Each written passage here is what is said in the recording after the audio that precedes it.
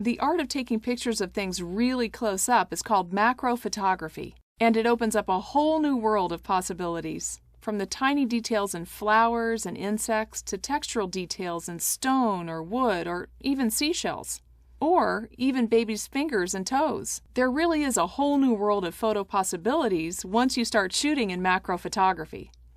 Okay, to begin this adventure of detail discovery, you need to start with the right camera, and that would be the Canon EOS Rebel XSI. And some of the equipment you may want to use to enhance the quality of your macro photography starts with the EOS 60mm macro lens, the 55 to 250 IS zoom lens, the speed light 430EX, and I really like this macro ring light. It's the MR14EX.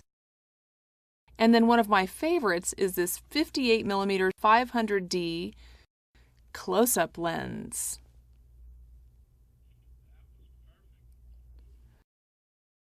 Well, now that I've shown you the camera and some of the equipment you may want to get, I thought you'd like to see what it looks like all put together. And I also wanted to explain a little bit more about this macro ring light and why it's important. First off, it's super portable, so it's easy to bring with you.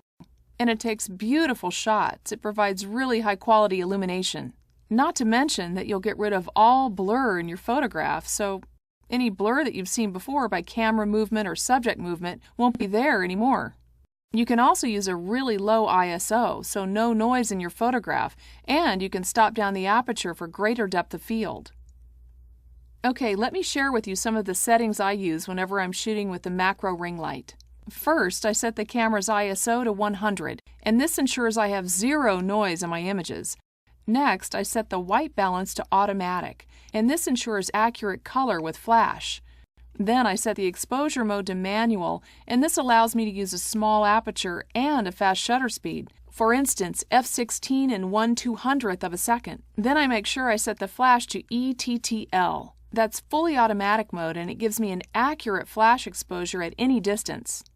Well, I wanted to let you know I didn't use program or macro mode because program is great for taking snapshots with or without flash from normal distances, but it's not great for macro with flash because it doesn't stop down the aperture enough. And macro mode is really better for non-flash situations for similar reasons.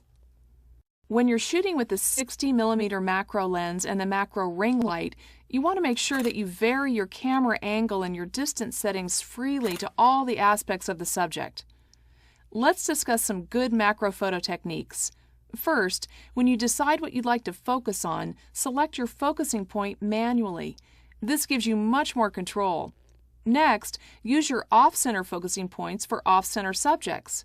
This makes for more interesting compositions and increases the odds of capturing a sharp photograph. Next, stay parallel to your subject to maximize sharpness despite the limited depth of field. Here are some of the benefits to using the 55 to 250 lens with the 500D close-up attachment and the Speedlight 430EX for macro photography.